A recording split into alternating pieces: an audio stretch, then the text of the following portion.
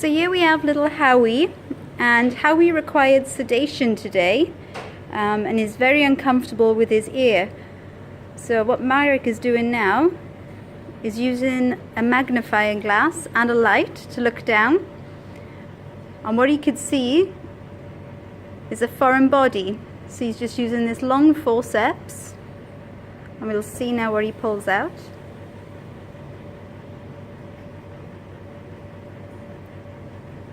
Oh, look at that. That looks like a grass seed. Oh, poor Howie. So that was causing a lot of irritation for Howie. So now he's going to feel much better when he's awake.